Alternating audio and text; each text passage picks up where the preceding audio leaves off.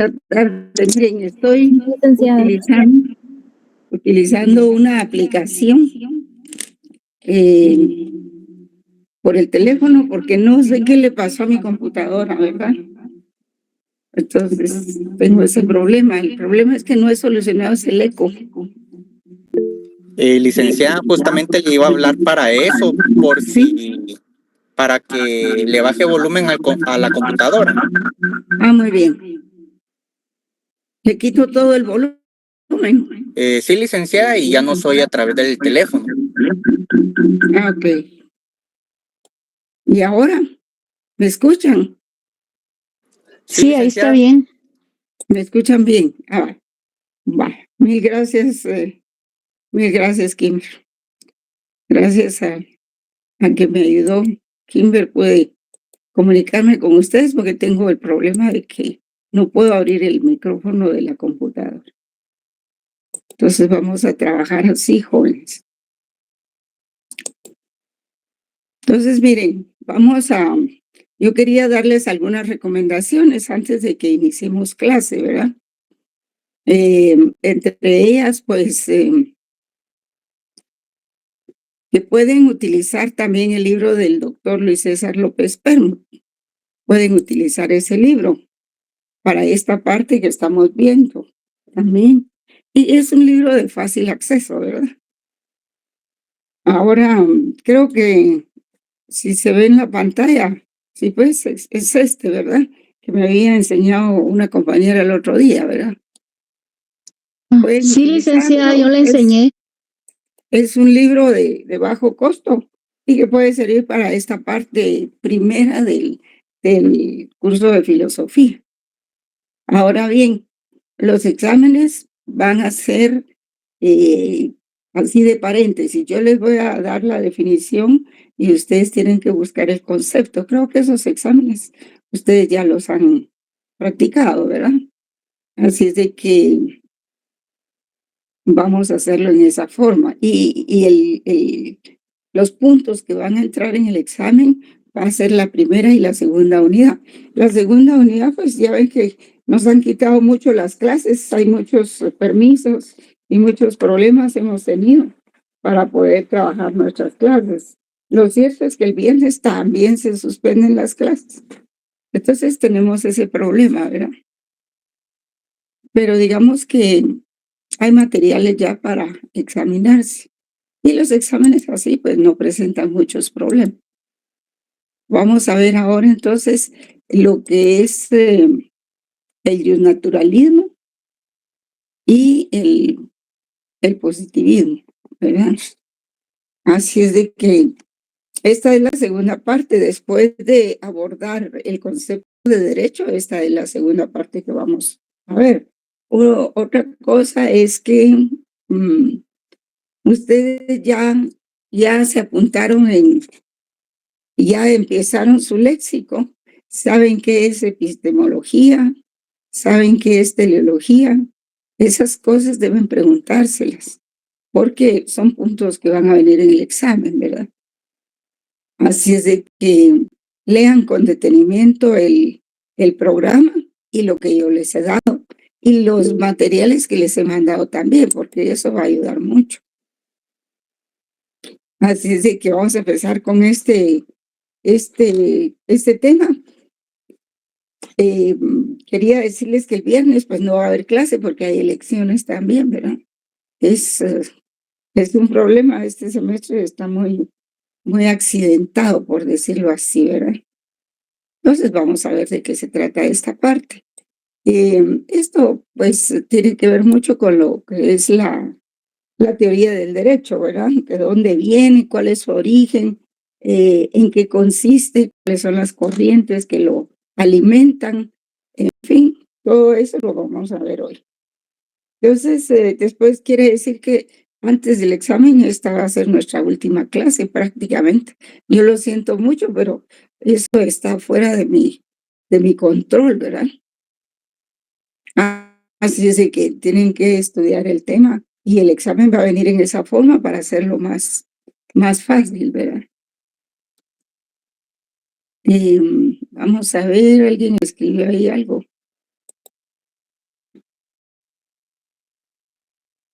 no puedo enviar ningún resumen del examen, que eso sería enviarles el examen prácticamente, ¿verdad? Así es de que no, para eso se les da cada material que hemos visto, que se los he mandado escaneados, y los materiales que hemos visto en clase, como las filminas y las explicaciones. Así es de que no esperen ningún resumen para el examen. Además, la clase de filosofía es tan amplia que es un poco difícil hacer resúmenes, ¿verdad? Entonces tenemos ahí en la pantalla, miran ustedes la presentación. ¿Sí la ven? Sí, Sí, licenciada. Licenciada. Va. Sí, muy bien, gracias.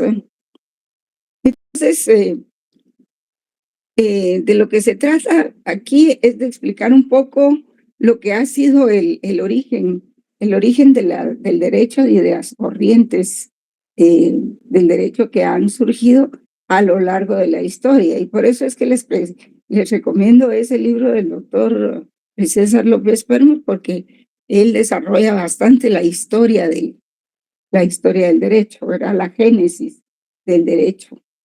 Y ahí se ve que se va a hacer un examen crítico, ¿verdad? Y objetivo en torno al tema de la primacía de las fuentes reales de la génesis del derecho, ¿verdad? Y también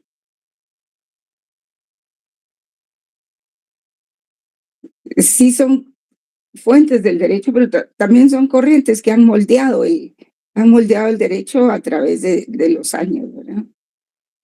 Entonces, en esencia, lo que vamos a trabajar es las fuentes verdaderas, las fuentes reales del derecho.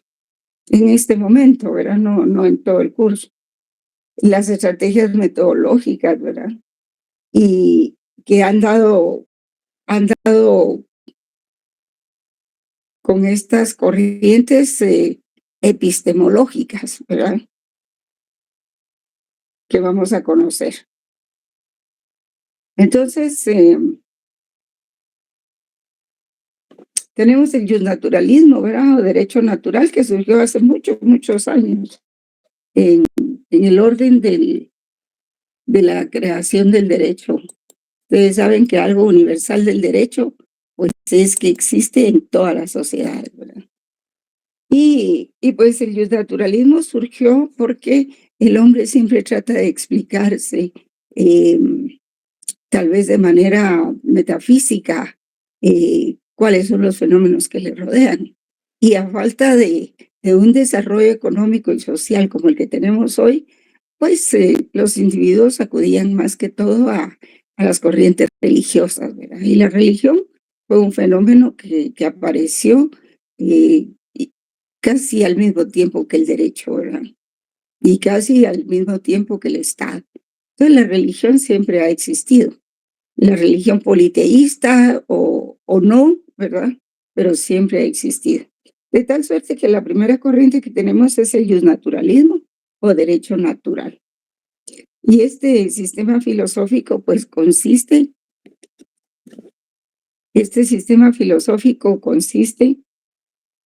en atribuir todas las cosas a la naturaleza como inicio o principio, ¿verdad? Puede definirse como la doctrina que considera el derecho desde el punto de vista natural. ¿Qué es el derecho? ¿De dónde viene? Pues viene de la naturaleza, se decían las personas, ¿verdad?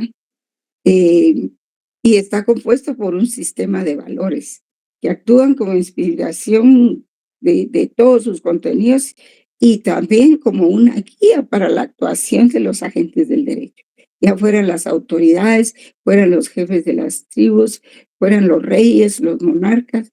Entonces, el justnaturalismo enfocado o iluminado a través de la idea de un dios o de varios dioses surgió en algún momento del desarrollo social.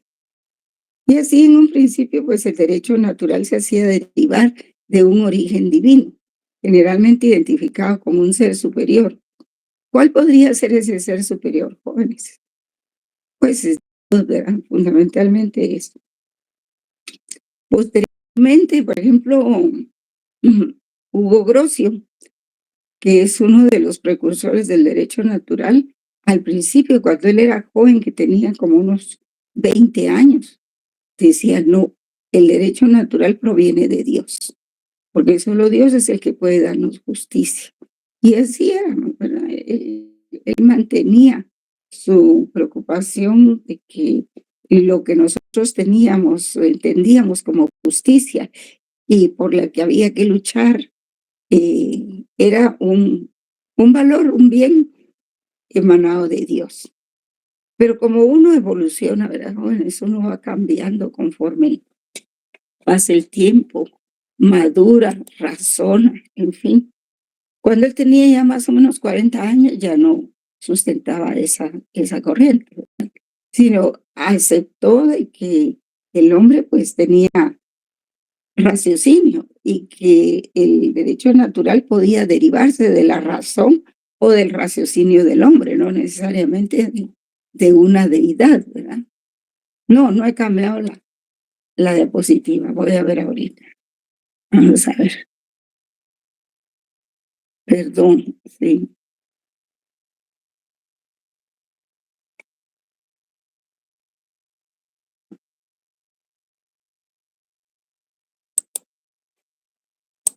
Aquí tenemos, ¿estamos bien ahí, jóvenes?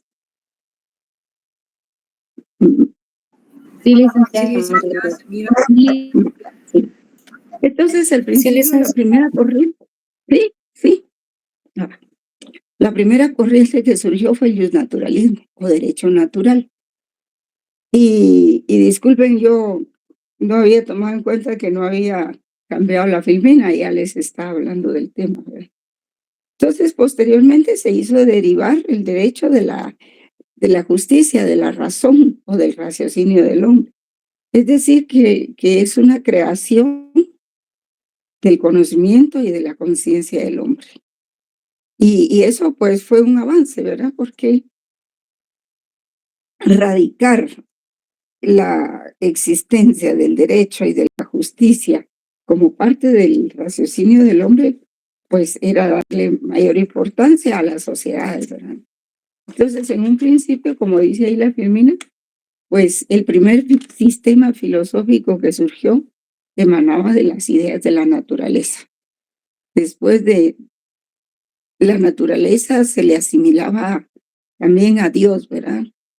Y entonces en esta doctrina se considera el derecho desde el punto de vista natural y con un principio de origen divino, identificado con un ser supremo Dios.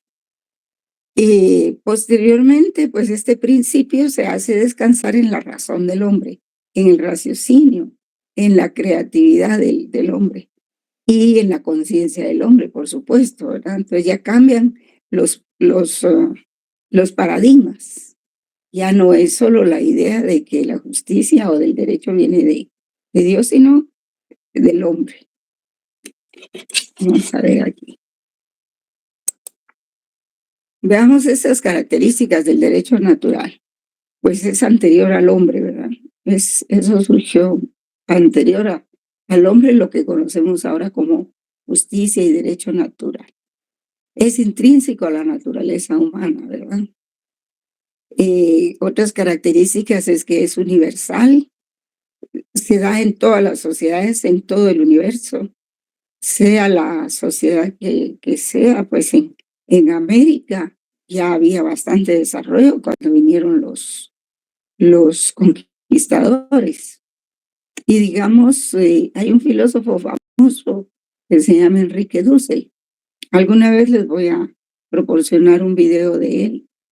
Y él dice que el descubrimiento de América no fue descubrimiento de América, porque ya otras sociedades la habían descubierto, sino que se llama el encubrimiento de América, dice, porque América ya tenía religiones, ciencias, filosofía, tenía muchas cosas que podía ofrecer, pues, y entonces cuando vinieron los españoles vinieron a imponer otra cultura, otros valores y otras deidades, por decirlo así, ¿verdad? Aunque eran católicos, eran cristianos. Entonces él dice que fue un encubrimiento de la cultura la cultura natural que existía en América, ¿verdad? Con todos los, no se puede decir indígena, porque miren, el término indígena es un término que denota pobreza, que se asocia a la pobreza y al antidesarrollo, ¿verdad? No que eran los nativos que existían en América. Y pues que el derecho natural tiene como característica que está orientado a la convivencia pacífica y segura en la que impere la justicia, ¿verdad? Sí, estos temas son muy bonitos, pero son muy, muy largos. Entonces la historia nos dice que en la edad antigua, que es de cuando ya se pudieron escribir algunos filósofos y dejar textos, pues porque no siempre se pudo escribir, se podía escribir en el tiempo de Babilonia, se escribía en piedra. Y luego con los egipcios también se escribía en piedra, pero ellos descubren el papel de pergamino y empiezan a escribir en eso. Aunque dice que los chinos fueron los primeros que descubrieron el papel pergamino. En fin, ahí todo iba más o menos encaminado a lo que ahora conocemos como nuestra sociedad, ¿verdad? Y entonces en la Edad Antigua los filósofos que destacan son Sócrates y Aristóteles, aunque hay otros, ¿verdad? Está Parménides, está Heráclito, hay muchos otros, ¿verdad? Pero se los dejo a ustedes que lean esa parte. Entonces, en la historia y ya de acuerdo con Sócrates y Aristóteles, ellos nos decía que existía lo justo por naturaleza y lo justo por convención. O sea, había una ley particular y una ley común conforme a la naturaleza. Otro filósofo que existió también era Cicerón, eh, pero en esto de Sócrates y Aristóteles, pues surge ese pensamiento griego, ¿verdad? Cuando se criticaron las políticas agresivas y perjudiciales del Estado para la población. ¿Y cuáles eran esas políticas? Fundamentalmente eran los impuestos. Y por eso es que surge la filosofía del derecho para revisar el derecho, recrear el derecho. Entonces Aristóteles decía, hacía la diferencia entre lo justo por naturaleza y lo justo por convención, entre ley particular y ley común conforme a la naturaleza. O sea, existía una ley natural que era general para todos y una ley particular, ¿verdad? De acuerdo a los convencionalismos que establecía la misma sociedad. Y también tenemos otros filósofos que destacan ahí del Imperio Romano, ¿verdad? Cicerón, por ejemplo, él fue un individuo que escribió muchísimo, pero muchísimo sobre el derecho, sobre la justicia, sobre los valores, en fin. Y Cicerón pues escribe el primer texto que se llama Jus Civile y también Jus Naturale y el Jus Gentium. El Jus Civile era aquel que servía para los ciudadanos romanos que estaban entre las murallas de Roma. El Jus Naturale, por supuesto, que consistía prácticamente en el derecho natural, proveniente de la naturaleza y que se asociaba con la justicia. Y el Jus Gentium, que era el derecho, prácticamente el derecho internacional, que surgió para regular las relaciones entre los extranjeros, ¿verdad? ¿Cuál era el tratamiento del imperio con relación a los extranjeros? Un poco lo que está pasando ahora con Trump, ¿verdad? Y los migrantes. Solo que en aquel entonces, pues creo que era más incluyente, ¿verdad? Gallo, que es otro filósofo, también escribió sobre el civil, o sea, las leyes para los ciudadanos romanos. Y el Jus Gentium, que era para los ciudadanos, perdón.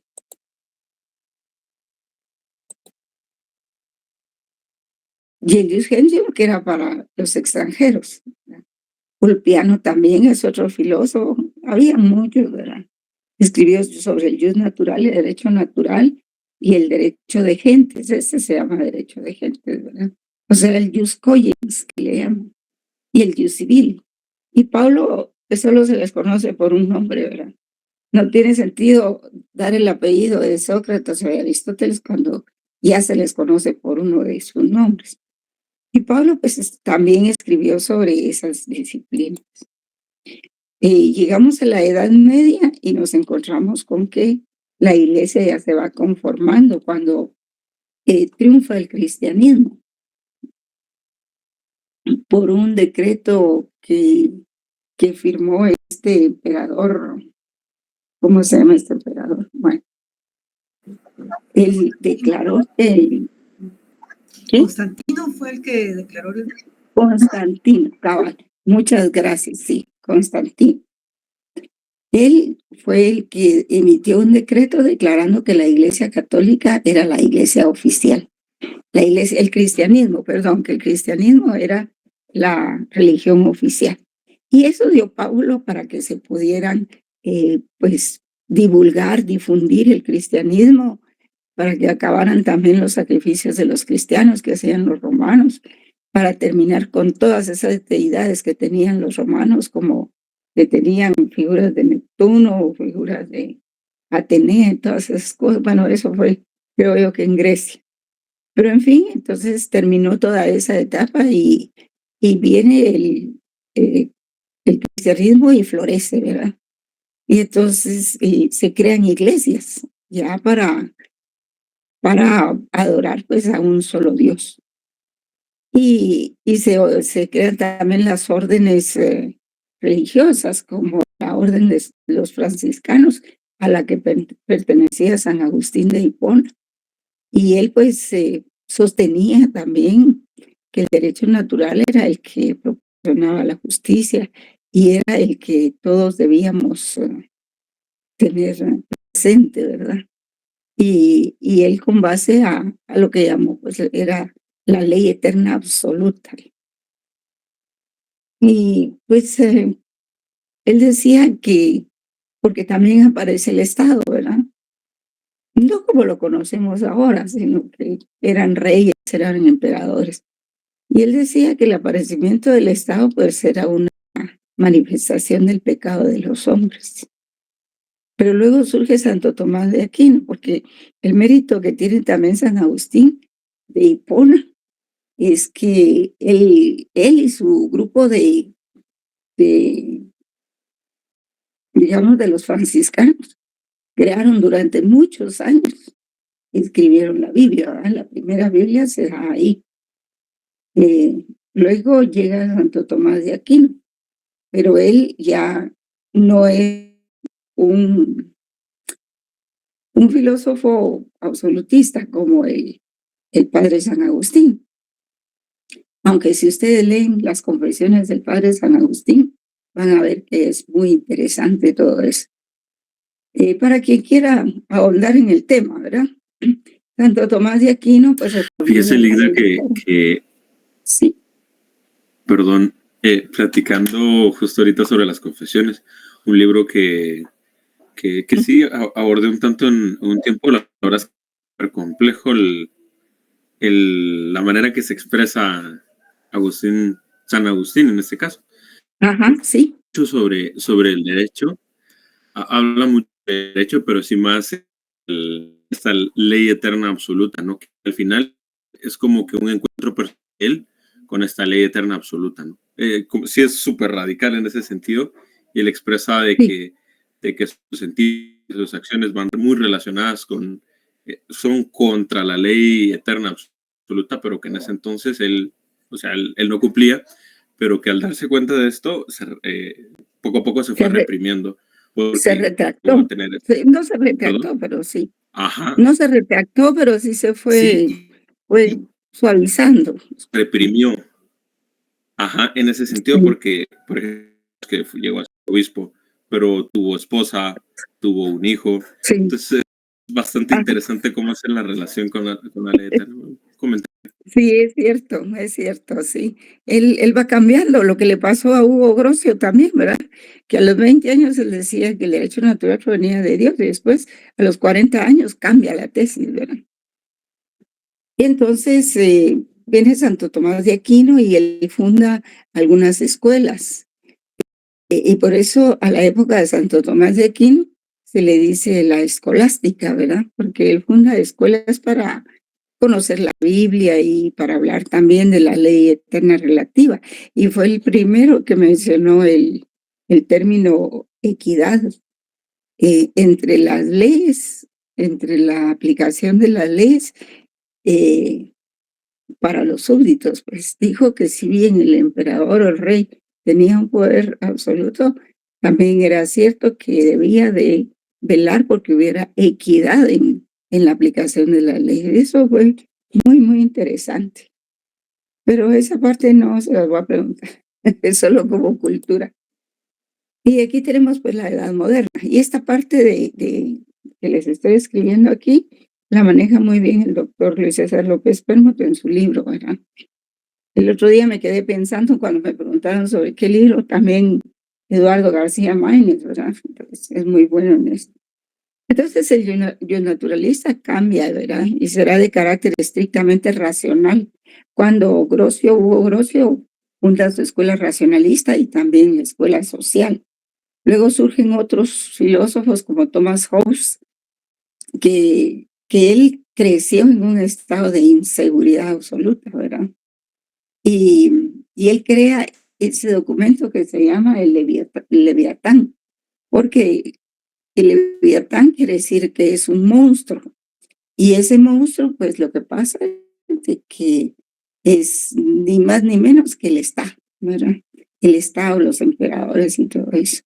Porque él crece en un sistema de mucha crueldad. Cuando es niño lo tratan muy mal y cuando es joven también. Entonces él se vuelve filósofo y empieza a escribir. Pues fue la forma en que podía escaparse de todo ese sistema. Igual le pasaba a las mujeres, ¿verdad? Las mujeres tenían que casarse para depender de un hombre que las protegiera y que las sustentara, ¿verdad? Y no había más que casarse, le gustara o no. Pero las que no querían, entonces se hacían monjas, ¿verdad? Era otro destino muy, muy cruel. Fueron tiempos muy difíciles, ¿verdad? Pero ya en la modernidad surgen otros filósofos ya con más libertades, como Locke, por ejemplo. Locke defiende la idea del pacto social, como lo defendió Juan Jacobo Rousseau, como lo defendió Thomas Hobbes y Pufendorf. Todos ellos empiezan a escribir a manera de encontrarle una forma más civilizada a lo que es el Estado y definitivamente derrocar las monarquías, pues. Y luego eso se fue afinando en la búsqueda de, digamos, de la República, que en ese momento no se conocía como la República, pero que después se le fue dando forma. Y una de las manifestaciones más violentas que hubo fue la Revolución de Francia, pero también se dio en Inglaterra y ya también se dio en Estados Unidos, ¿verdad? Ustedes saben que la Guerra de Secesión fue 10 años antes que la guerra de la Revolución Francesa, ¿verdad? Y entonces está Pufendorf también, que habla del estado de la naturaleza del hombre y que su debilidad e inteligencia lo lleva a asociarse, a vivir en comunidad. Pero como para vivir en comunidad hay que organizarse. Entonces Juan Jacobo Rousseau habla también, tienen unos tratados enormes. Si ustedes vieran los tratados de Juan Jacobo Rousseau sobre la igualdad, son 7 libros, son 14 libros. Es tremendo lo que escribían ellos sobre el principio de igualdad. Pero todo eso, toda esa lucha, toda esa, digamos, todo lo que escribieron los llevó a poder organizar a la sociedad de una mejor forma, ¿verdad? A buscar que el poder que estaba concentrado en una persona se repartiera.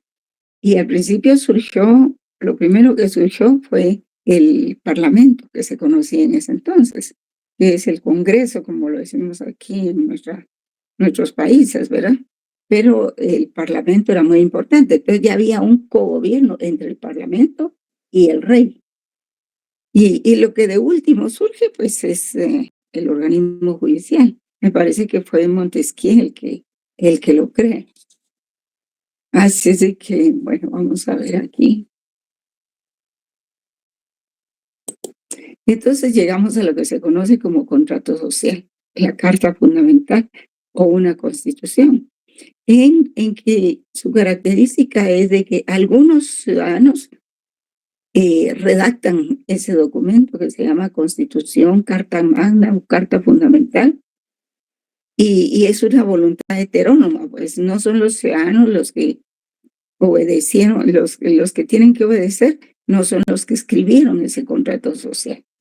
Y por eso una de sus características es la heteronomía, que no es distinta de la autonomía, porque la heteronomía quiere decir que esa ley viene de otras voluntades distintas a quienes las tienen que cumplir. Entonces eso implica un sometimiento de los individuos de la sociedad a la voluntad general, ¿verdad? Y Kant, pues, es el filósofo de la libertad. Y el asentarse en esas teorías de la libertad es precisamente dar un argumento de validez para que se estableciera el contrato social en los principios de igualdad, libertad, igualdad. ¿Y cuál es el otro principio que emanaba de la Revolución Francesa? ¿Cómo? Fraternidad. Fraternidad, sí. Fraternidad, libertad, igualdad y fraternidad. Y se hacen esas grandes proclamas de los derechos del hombre, por ejemplo, que era lo que yo les hablaba, que eran esas cartas de fuerza, ¿van? Que se fueron creando entre todas las sociedades, entre el mundo hablante, ¿verdad? Por supuesto que aquí estamos regresando a Europa, ¿verdad? Entonces también existe la teoría o la corriente del positivismo jurídico que ustedes pueden ver ahí. Y uno de los precursores del positivismo jurídico es precisamente Kant. Se llama Immanuel Kant, que es el filósofo de la libertad. Él siempre busca la libertad. Él pertenecía a la escuela histórica alemana del siglo XIX. Y ellos son los que fundan esta otra corriente del derecho. No digamos en contra del naturalismo, pero ellos fundan el positivismo, porque el naturalismo es un derecho no escrito. En cambio, el positivismo viene a ser el derecho escrito, que significa, como dice ahí la Filmina, el derecho puesto por los legisladores. Un poco en oposición al derecho natural, ¿verdad? Que ese era intuitivo, el derecho natural. El derecho positivo es escrito. Y viene otro filósofo de la modernidad, mucho más acá, nos estamos saltando siglos completos, que es Hans Kelsen, ¿verdad? Él también aboga por el positivismo jurídico, o sea, por el derecho producido por actos de la voluntad del hombre. Y hace, pues, entre eso, la distinción entre derecho y moral, entre derecho y justicia. Pero siempre abona en que dice que por su medio la moral se proyecta en el derecho, no es que una cosa sea la moral por aparte y otra cosa sea el derecho, porque el derecho tiene que ser moral, ya lo vamos a ver más adelante. En la tercera unidad, el derecho tiene que tener relación con la moral para ser legítimo, porque no se puede pensar en una forma de comportamiento muy diferente a lo que piensa la mayoría de las personas que integran una sociedad. Entonces, un poco el derecho de los legisladores también, de los del Parlamento en ese entonces, no se conocía como Congreso, debe ser correspondiente con la exigencia jurídica y política y a la seguridad jurídica. Y si ustedes ven estos términos, exigencia política y jurídica y la seguridad jurídica, aquí es donde se van conformando lo que hoy conocemos como valores en el derecho. Por supuesto está la justicia, ¿no? Pero como Hans Kelsen dice que para estudiar el derecho hay que quitarle todo, hay que aislarlo de todo, pero eso no es totalmente cierto, ¿verdad? Entonces vamos con Norberto Bobbio. Miren, Norberto Bobbio está ahí en ese libro del doctor Luis César López Fermo. Él es el único que resume lo de Norberto Bobbio con otros filósofos de la modernidad que son muy interesantes. Dice Norberto Bobbio, pues distingue 3 aspectos del positivismo jurídico: como metodología, como actitud éticamente neutral, y para distinguir una norma jurídica de una que no lo es, con un sistema determinado de valores. ¿Ustedes se recuerdan qué es metodología, jóvenes? ¿Qué es método en filosofía? ¿Se recuerdan de eso? Tendrán la definición, lo tienen presente, porque esas cosas van a venir en el examen. No es para que me lo contesten ahorita, se los recomiendo nada más. Entonces ya se va conformando con Norberto Bobbio lo que él llama la teoría del derecho positiva o la teoría positiva del derecho, que vincula la existencia del derecho a la formación del Estado. Positiva porque está escrita, ¿verdad? Entonces, todo el derecho que se escribe conlleva la organización del Estado, porque para eso es la Constitución también. Tiene su parte dogmática que tiene sus, habla sobre los derechos humanos, y su primer artículo, pues, que cita es el derecho a la vida, ¿no? Y tiene su parte orgánica, que es la parte que organiza el Estado. Entonces, aquí ya vamos viendo la unión entre el derecho y el Estado, que en realidad surgieron siempre al mismo tiempo. Y la ideología de todo derecho positivo, de que todo derecho positivo es justo solo por ser derecho positivo, sin importar si su contenido es justo. Es decir, se le vincula al derecho, además de que sea escrito y que haya derecho natural, también se les vincula a la justicia. Un derecho que no tiende, una norma que no tiende a buscar la justicia, no es derecho. Miren, por ejemplo, esto que acaba de ocurrir con los colectores de basura. ¿Qué pasó ayer? ¿Qué era lo que ellos buscaban? Bueno, en Guatemala somos un país tan pobre y tan escaso de fuentes de trabajo, que realmente nos peleamos hasta por la basura. Pero lo que pasa ahí es de que quizás en esos reglamentos no se tomó en cuenta que los que le dicen los guajeros o los mismos encargados de la recolección de basura, ellos hacen esa separación. Y entonces cada quien toma lo que le puede servir para venderlo. Por ejemplo, hay quienes recolectan botellas de plástico y eso lo juntan y lo llevan a vender a la recicladora, porque si hay una recicladora de plástico en Guatemala. También hay creo yo, hay recicladoras de computadoras y de todos los aparatos electrónicos. Entonces quizá eso no lo tomaron en cuenta, ¿verdad? No era solo, digamos, no estoy en contra del medio ambiente, por supuesto que no, toda mi vida he trabajado por eso. Pero dentro de esas cosas había que ver, pues, algunas cuestiones que tendieran a la justicia, pues, de esta gente, porque si no tienen ese ingreso, ellos no tienen otro ingreso para vivir. Ahora, si se les dan otras opciones, maravilloso, ¿verdad? Pero quizás no por mala fe ni nada, no tomaron en cuenta ese aspecto. Y por eso dice que aunque sea un reglamento de reciclaje, tiene que buscar la justicia. Lo que les quiero decir es que toda ley, todo reglamento tiene que buscar hacer justicia en una sociedad. Y por eso es esto que se dice aquí, la ideología que todo derecho positivo es justo, solo por ser derecho positivo sin importar su contenido, ni si es justo. Pues esa ideología llega más allá de ser ideología, es una realidad. Entonces, pues el instrumento idóneo para obtener ciertos fines como el orden, la paz y la seguridad jurídica es la ley, porque la ley trata de buscar la armonía, ¿verdad? Si tal vez ese reglamento se hubiera dictado en otra forma, claro que la gente se aprovecha, ¿verdad? Y empiezan a dar muestras de poder, de que ellos pueden poner 300 camiones y paralizar la ciudad, porque eso tampoco es correcto, que no solo los de la basura tienen derechos, también toda la ciudadanía que circula por esas calles, ¿verdad?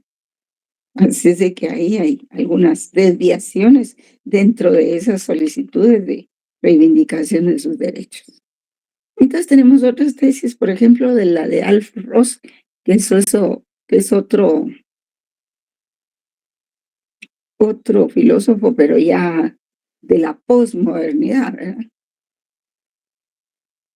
Y dice que el derecho que es no es igual al derecho que debe ser.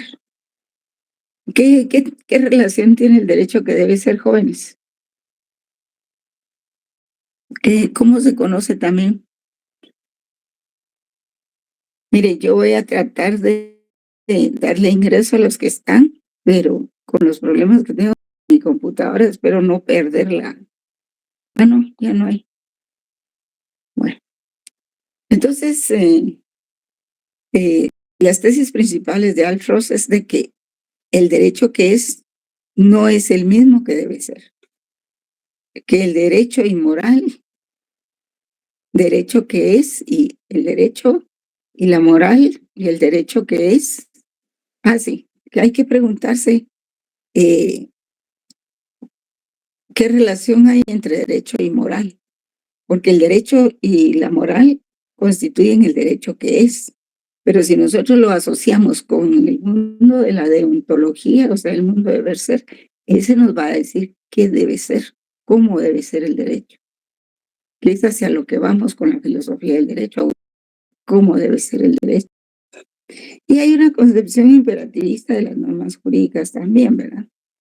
Que son imperativas, se imponen, se hacen obligatorias. También que son un conjunto de normas que se aplican por la fuerza.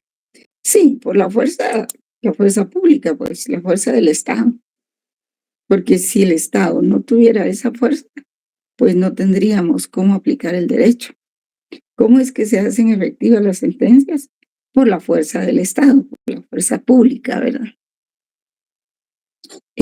También que existe una concepción mecanicista. Sí, se critica esta concepción mecanicista de los jueces que aplican el derecho, pero que no lo crean.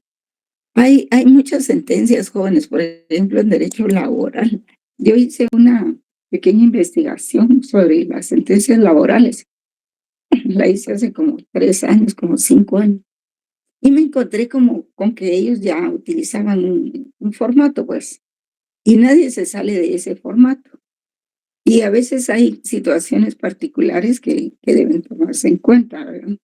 Entonces ya es una acción, una concepción mecanicista de algunos jueces de solo utilizar pues los machotes. Y entonces solo están aplicando la ley, no la están creando. Porque para eso, para crear, habría que argumentar, analizar muy bien las instituciones y todo.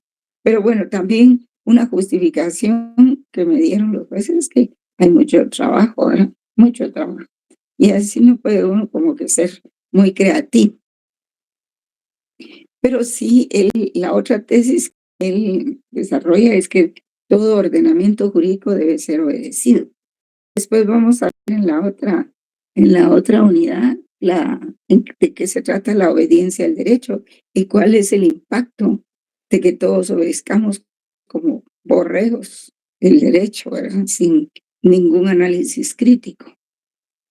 Y la negación, y la otra tesis es la negación del derecho natural, anterior y superior al derecho positivo.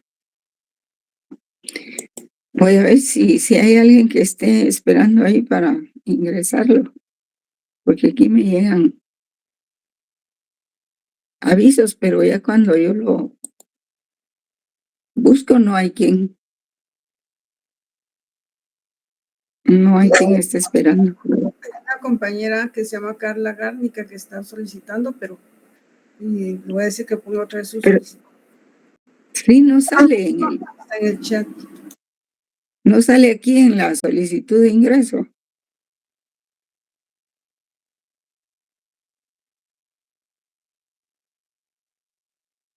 Ajá, son las 3:09, sí. Entonces pretendo terminar este tema hoy aunque no lo voy a examinar así tan rigurosamente, pero sí tal vez alguna que otra pregunta haga sobre este tema, ¿verdad?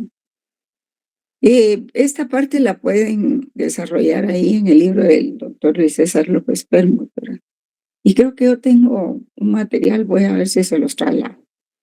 En otro siglo, dijo alguien, ¿verdad? Ya más adelantados, pues nos encontramos con las escuelas que desarrollan el positivismo jurídico.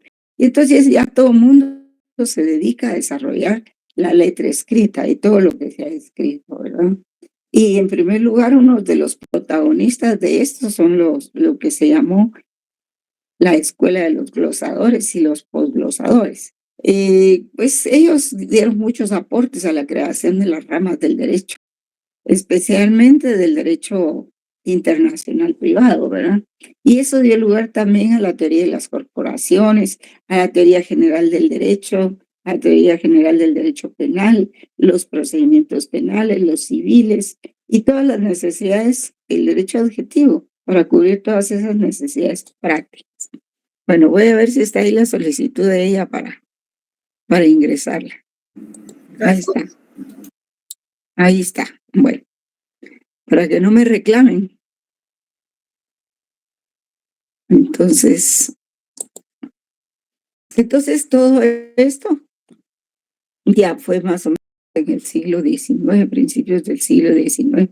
Y estos posglosadores lo que hacen es que hacen un gran trabajo de recopilación de normas y de separación de normas por materia, ¿verdad? Por tema que encuentran ellos que debe regularse.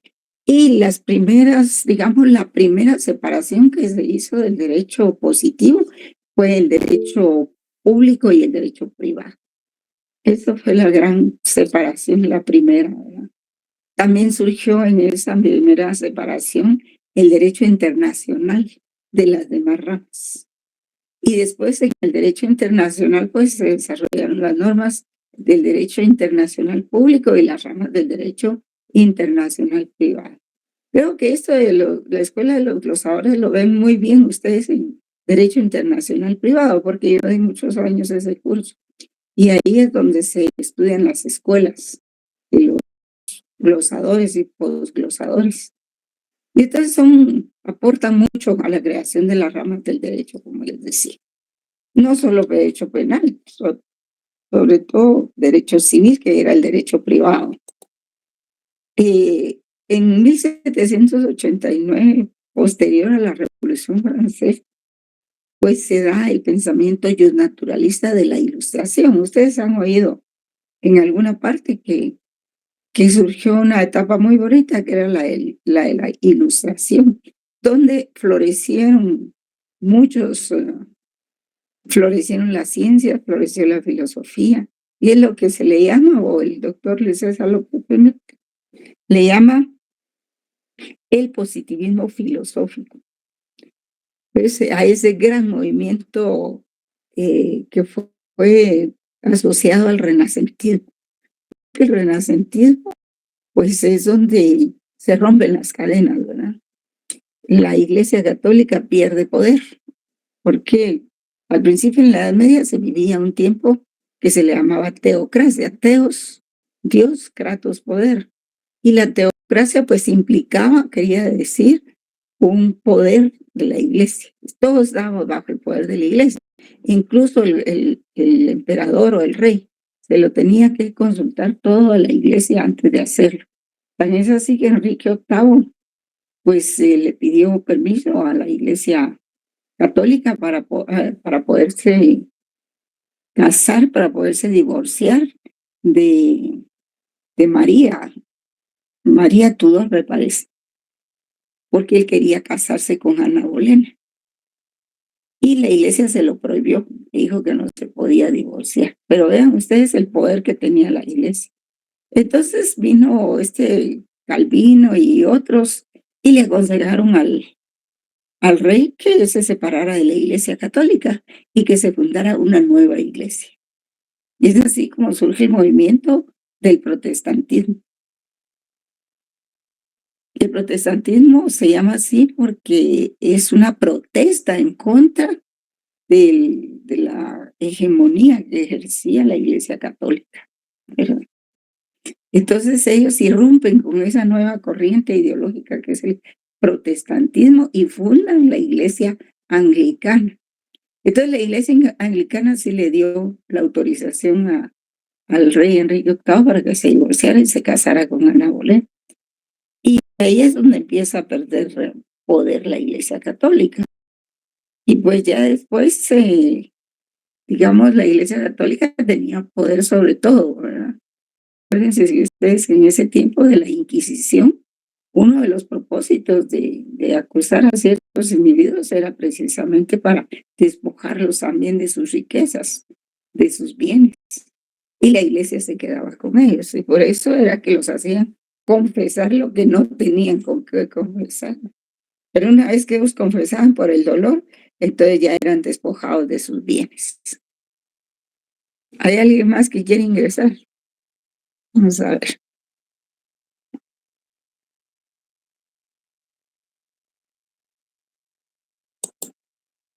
Pues no veo.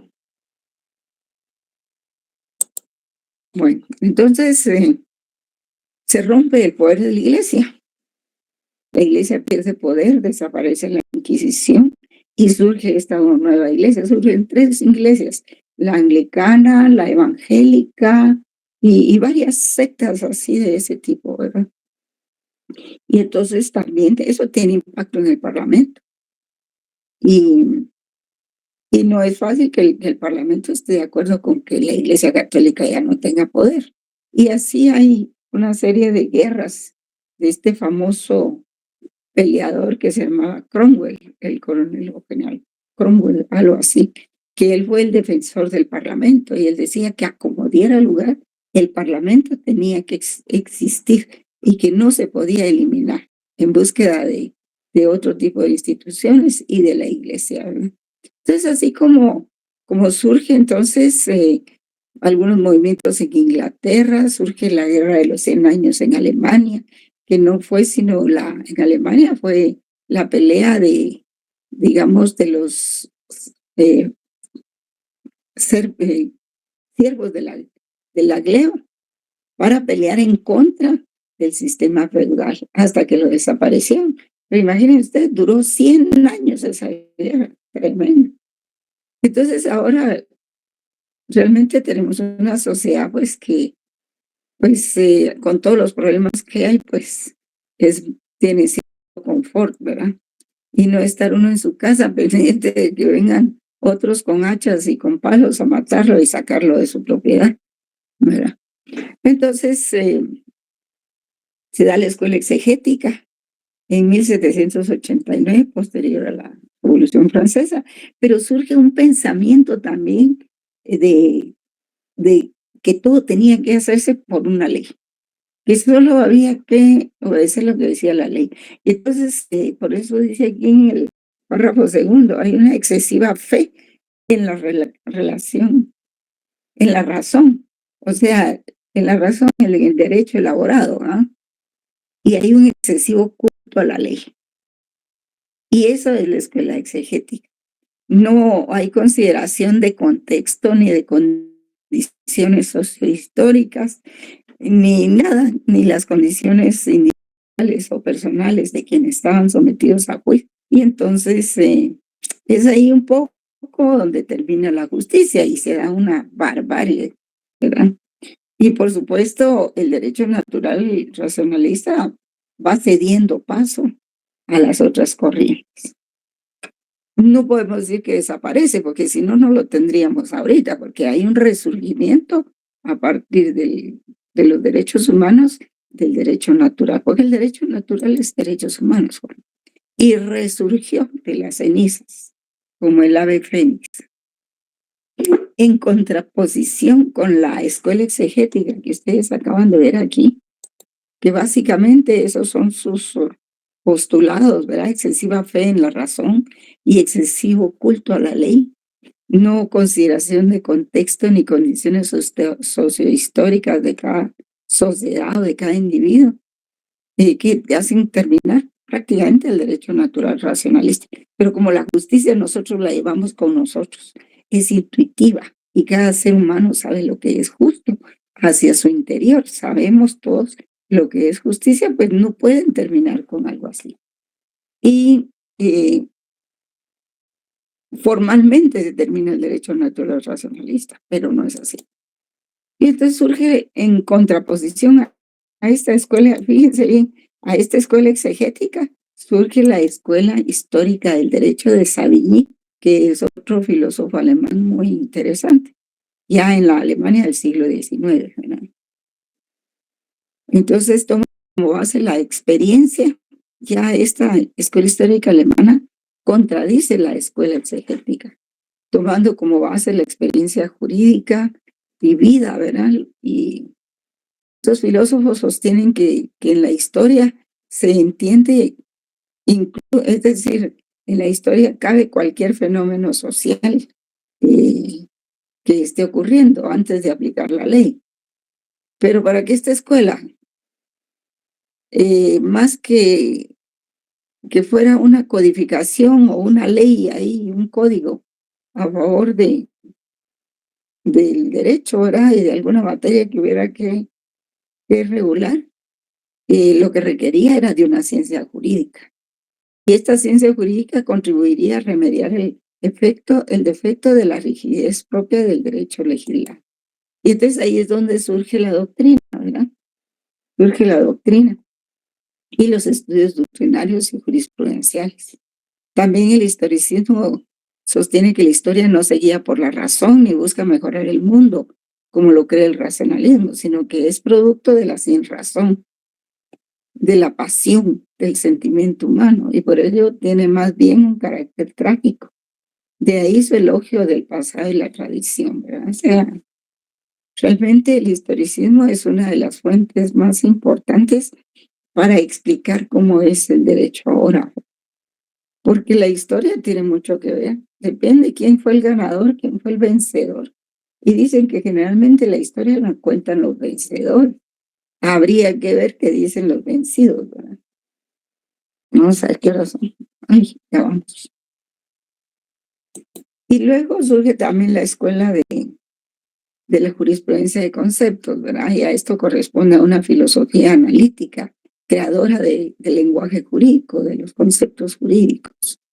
Y uno de sus seguidores, pues, es Jeremy, que es donde surgen las principales escuelas del derecho positivo, y especialmente del positivismo jurídico como corriente importante.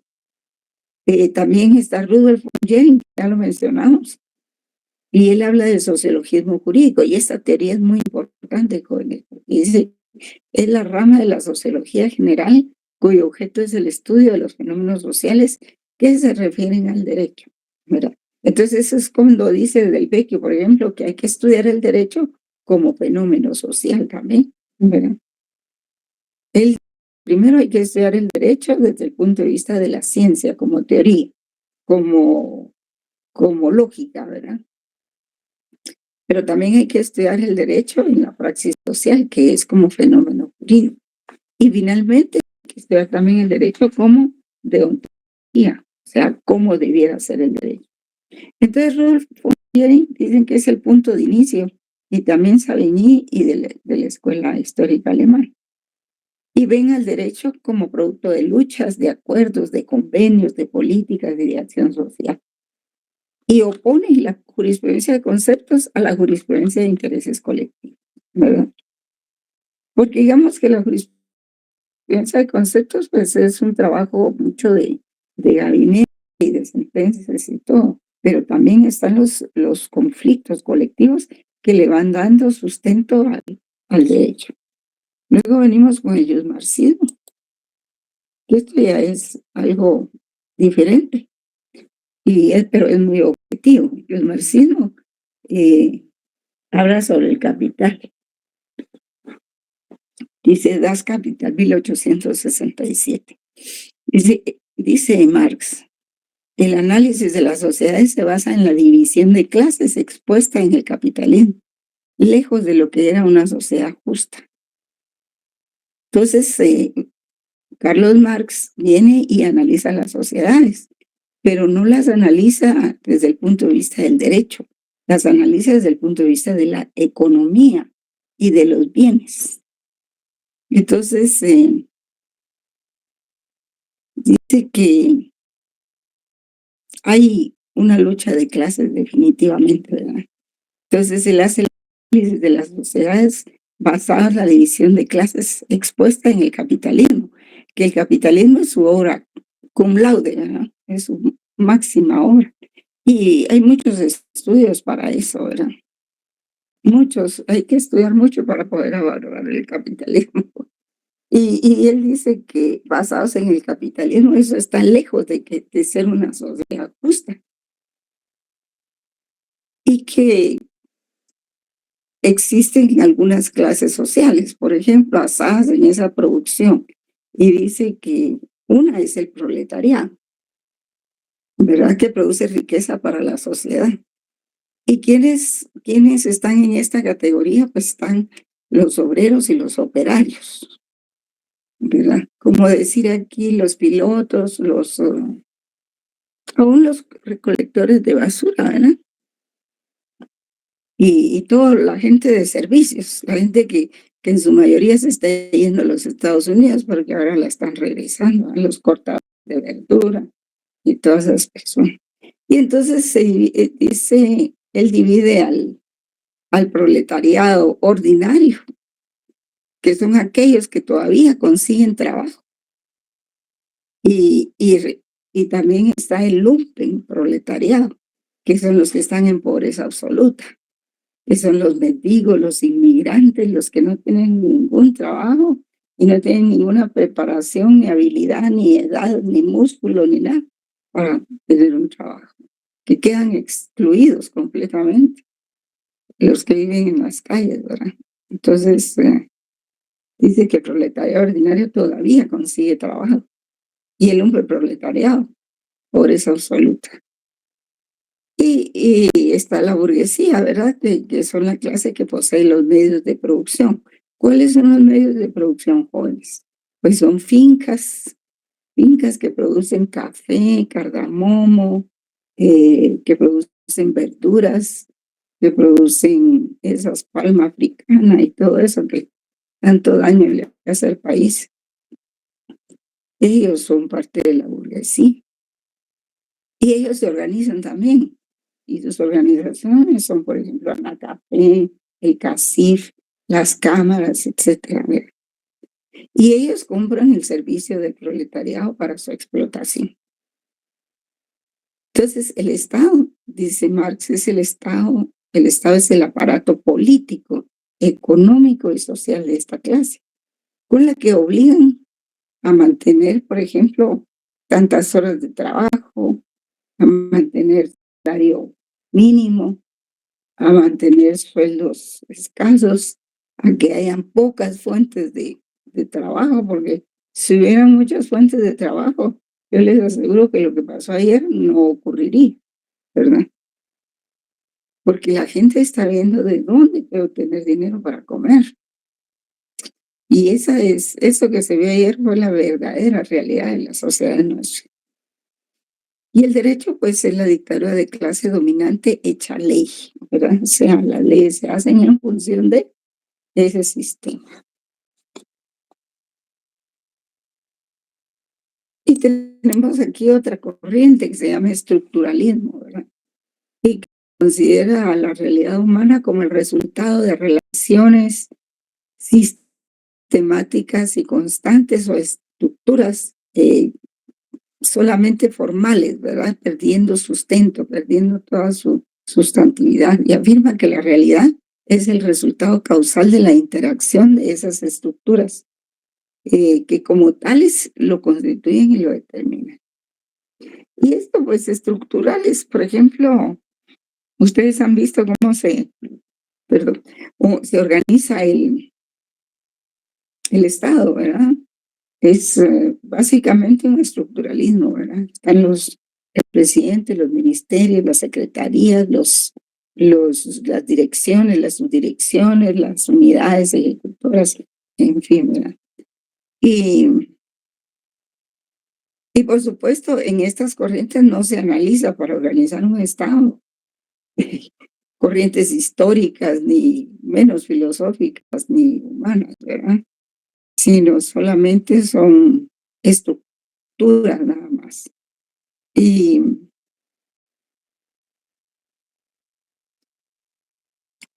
pues hay un enfoque de las ciencias humanas, de humanidades, ¿verdad?, que creció hasta convertirse en uno de los métodos más utilizados para analizar el lenguaje, la cultura y la sociedad en la segunda mitad del siglo XX. Pero eso fueron ya las humanidades. Y las humanidades, pues ustedes saben que tratan de muchas cosas, ¿verdad? Ahí se aprende música, se aprende literatura, creo que la filosofía, ciencias también, por supuesto. Y eso, pues, no obstante, el estructuralismo se fue abriendo en las universidades. Aunque dicen que las humanidades fueron las primeras ciencias que existían. Y tenemos al final lo que es la semiótica. Esto está un poco desestructurado. Pues la escuela semiótica, por mencionarla nada más, ¿verdad?, es una ciencia que trata de los sistemas de comunicación dentro de las sociedades humanas. Y hay verdaderos tratados de filosofía analítica que estudian también los sistemas de comunicación dentro del derecho, la comunicación dentro de las sociedades humanas. Pues esta ciencia estudia la vida de los signos en la vida social.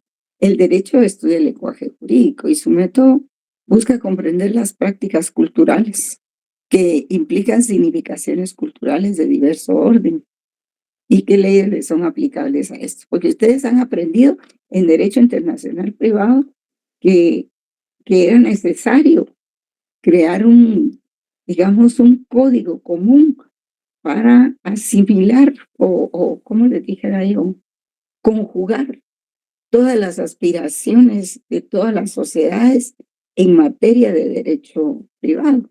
Por ejemplo, cómo se hace una boda, cómo se hace un matrimonio, qué significa, cuáles son los requisitos en Arabia y los requisitos en Guatemala, qué es lo que tiene que tomarse en cuenta. No se realiza un matrimonio, ¿por qué razones? ¿Verdad? Porque está en contra de la ley en donde se va a celebrar, por ejemplo. Aquí un matrimonio que nos diga, sí, fíjense que en nuestro país se acepta que los menores de 14 años puedan contraer matrimonio. Aquí eso no se acepta. Aquí hasta los 18 años. Así venga de Arabia Saudita, no se acepta, ¿verdad? Pero ese es el derecho internacional privado. Se pueden conjugar otros aspectos, ¿verdad?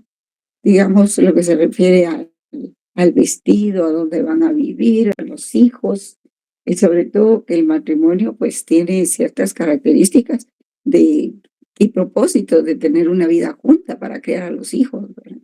Entonces ese tipo de cosas había que conjugarlas en un cuerpo de ley especial, y eso es el derecho privado, ¿verdad? Y entonces hay que darle significación a cada institución de esas que son universales dentro de cada cultura, de cada país. Eso incluye pues esas prácticas culturales, los significados de las leyes que son aplicables, ¿verdad? Y para eso nos sirve la semántica, la sintáctica o la sintaxis y la pragmática, ¿verdad? A ver quién me dice la diferencia entre cada uno. A ver, miren en los libros, en su Google. Yo siento que ustedes no han investigado los diferentes términos que utilizamos en la clase y si no lo han hecho van a perder el examen, porque el examen se basa mucho en eso, en el léxico que yo les pedí. A ver, ¿qué es la semántica? Eso es el estudio del significado de las palabras, ¿verdad? La sintáxica o sintaxis o sintáctica, pues estudia la coherencia entre oraciones y sujetos, que viene a ser más o menos la gramática, ¿verdad? ¿Y la pragmática qué es? Ay, eso es mis alumnos. ¿Qué es la pragmática?